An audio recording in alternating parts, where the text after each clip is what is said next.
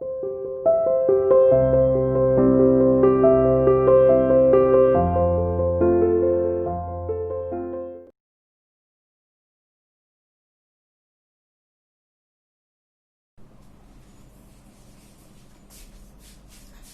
Students, how are you? I hope you are fine. देखिए students, we are doing chapter number 4 of history of class 6th। Name of our chapter is what books and burials tell us. किताबें और कब्रें हमें क्या बताती हैं। देखिए students, जिनके पास पुरानी बुक है उसमें चैप्टर नंबर 5 दे रखा है और न्यू बुक में ये चैप्टर नंबर 4 है, तो हम इसको 4 नंबर चैप्टर ही लेकर चलेंगे। आप सीक्वेंस में अपने नंबर्स डाल दीजिए अपनी बुक में। देखिए, हमारे इसमें सबसे पहले चैप्टर में आया है कि हमारे 4 वेद हुए हैं, ऋग्वेद, यजुर्वेद, सामवेद, अथर्ववेद। अब हमें इसमें ऋग्वेद के बारे में है कि हमारा ऋग्वेद 3500 साल पहले लिखा गया, और 3500 साल पहले जो इसकी रचना हुई। लिखा तो बाद में गया था, 3500 साल पहले इसकी रचना हुई थी। और उस समय से और बाद तक ये सुना जाता है, और सुन सुनकर एक पीढ़ी दूसरी पीढ़ी को सुनाती थी, और फिर इसको गाया जाता था, और बहुत ही शुद्ध उच्चारण के साथ और बहुत लयबद्ध तरीके से ऋग्वेद की जो प्रार्थनाएं थी उनको गाया जाता था। इसमें लगभग 1000 प्रार्थनाएं दी गई हैं, और जिनको की सुनकर याद किया जाता था। लेकिन इसको हमने लिखा कब कि 150 से 200 साल के बीच में हमने इसको लिखा, लेकिन उससे पहले ये हमारे पास लिखित अवस्था में नहीं था। केवल ये सुना जाता था ऋग्वेद और गाया जाता था लयबद्ध तरीके से। अब इसमें प्रार्थनाएं कैसी थी? स्पेशली जो है पुत्र प्राप्ति के लिए और अपने मवेशियों के लिए प्रार्थनाएं थी। लोग चाहते थे हम युद्ध जीते, और इस तरह की बातें जो है, इस तरह की प्रार्थनाएं भी उसमें हैं। स्पेशली पुत्र प्राप्ति के लिए प्रार्थनाएं हैं। कुछ प्रार्थनाएं तो वार्तालाप के रूप में हैं, जैसे कि हमने 2 नदियों की और एक विश्वामित्र जो ऋषि हैं उनके बारे में पढ़ा कि उन दोनों नदियों की वार्तालाप और उन ऋषि के बीच में वार्तालाप हुई है। तो इस तरह से वार्तालाप के रूप में भी इसमें जो है प्रार्थनाएं हैं। अब हमने इसमें कब्रें भी पढ़ी हैं। कब्रों के बारे में कि कब्रें कैसी थी कि उनके ऊपर पत्थर लगा दिए जाते थे। क्या है, विशाल पत्थर लगा दिए जाते थे। किसी में छोटे होंगे, लेकिन जो बड़े बड़े पत्थर लगा दिए जाते थे उनसे ये पता चल जाता था कि यहाँ पर कब्रें हैं। और जब कब्रों को खोदा गया तो देखा है कि वहां पर जो है कई कब्रों के अंदर से जो है सोने के मनके मिले हैं, और किसी कब्र के पास से सिर्फ कुछ बर्तन ही मिले हैं। इससे पता चलता है कि हो सकता है वो किसी मुखिया की या किसी राजा की कब्र होगी, जिसमें से सोने चांदी के आभूषण निकले हैं, और जिसमें से सिर्फ बर्तन निकले हैं वो किसी सामान्य व्यक्ति की होगी। तो इस तरह से हमने इस चैप्टर में students chapter number 4 question answer और हमें नेम ऑफ चैप्टर इज क्या बताती हैं। What books and burials tell us. किताबें और कब्रें हमें क्या बताती हैं। क्वेश्चन नंबर 1 देखिए, how many Vedas are there. कुल कितने वेद हैं? Answer, there are 4 Vedas. हमारे भारतीय संस्कृति में 4 वेद हैं। Question number 2, write the names of all Vedas. सभी वेदों के नेम लिखिए। आंसर, 1 ऋग्वेद, 2 सामवेद, 3 यजुर्वेद, 4 अथर्ववेद। हमारे ये 4 वेद हैं। Question number 3, which Veda was composed first. सबसे पहले कौन से वेद की रचना हुई? Answer, the Rigveda. सबसे पहले ऋग्वेद की रचना हुई थी। Question number 4, when was Rigveda composed. Rigveda की रचना कब की गई थी? Rigveda was composed about 3500 years एगो।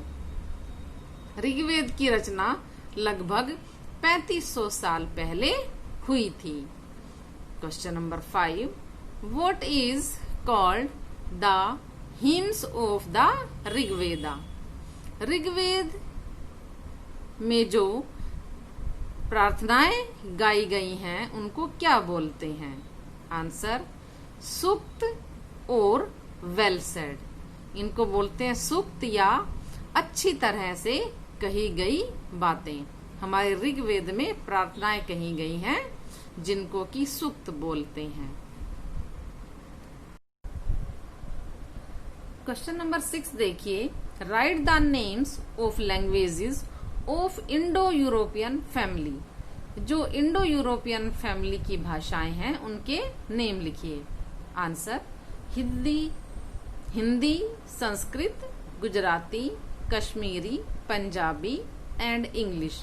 ये सभी इंडो यूरोपियन फैमिली से, भारतीय यूरोपियन फैमिली भाषा जो परिवार है, भारतीय यूरोपियन भाषा जो परिवार है उससे संबंधित है ये।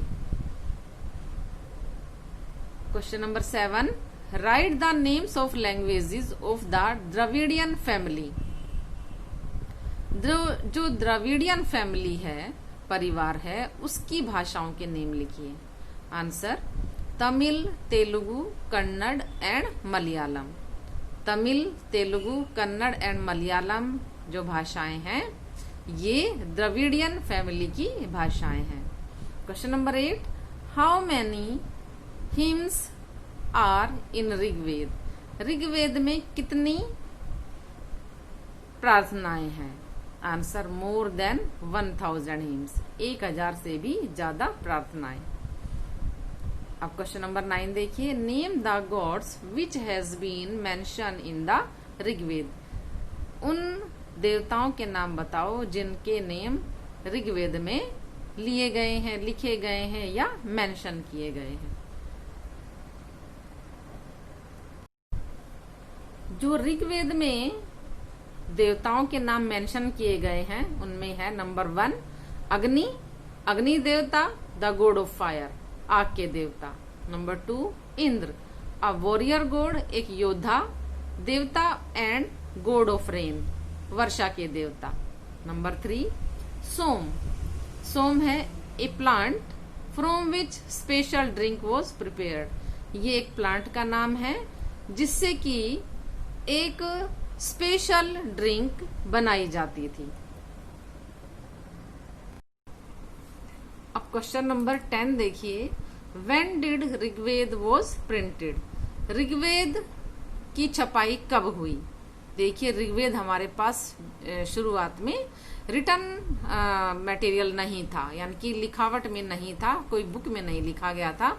इसको पीढ़ी दर पीढ़ी सुना जाता था, फिर गाया जाता था और लयबद्ध तरीके से गाया जाता था, बहुत ही शुद्ध उच्चारण के साथ ही, बहुत ही लय में और सुर में।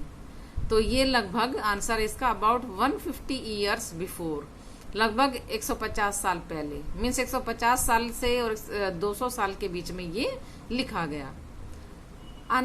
नाउ क्वेश्चन 11, द लैंग्वेजेस, वो भाषाएं that were spoken in Jharkhand, जो झारखंड में बोली जाती थी, एंड सेंट्रल इंडिया और मध्य इंडिया में बोली जाती थी, मध्य भारत में बोली जाती थी। Which language family these languages belong to? किस भाषा परिवार से ये भाषाएं संबंध रखती थी? मीन्स उस समय में जब झारखंड में और मध्य भारत में भाषाएं बोली जाती थी तो ये भाषाएं कौन से भाषा परिवारों से संबंध रखती थी? आंसर, एस्ट्रो एशियाटिक फैमिली, यह एस्ट्रो एशियाटिक फैमिली से संबंध रखती थी। क्वेश्चन नंबर 12, विच रिवर्स वर वर्शिप्ड एज गॉडेसेस इन ऋग्वेद? ऋग्वेद में कौन सी ऐसी नदियां हैं जिनको देवी के रूप में पूजा जाता था? आंसर, बीज एंड सतलुज रिवर्स। हिंदी में बीज को व्यास बोलते हैं एंड सतलुज रिवर, ये दो नदियां हैं, व्यास और सतलुज, जिनको कि देवी के रूप में जाना जाता था। क्वेश्चन नंबर 13 देखिए, What was the base of difference among people during Vedic period?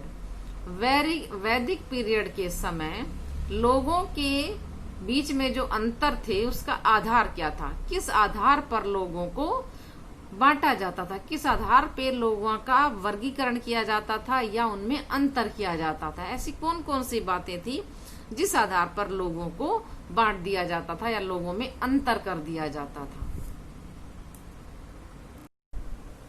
Answer is, in Vedic period people were described in the terms of the work they do, the languages they speak, the place they belong to, their family, their community and cultural practices।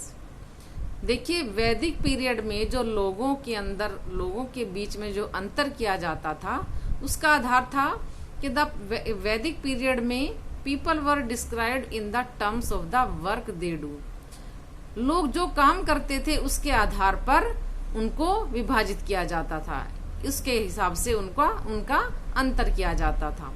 The language they speak, जो भाषा वो बोलते थे उसके आधार पर। The place they belong to, जिस स्थान पर वो रहते थे उस आधार पर। देयर फैमिली, उनके परिवार के आधार पर।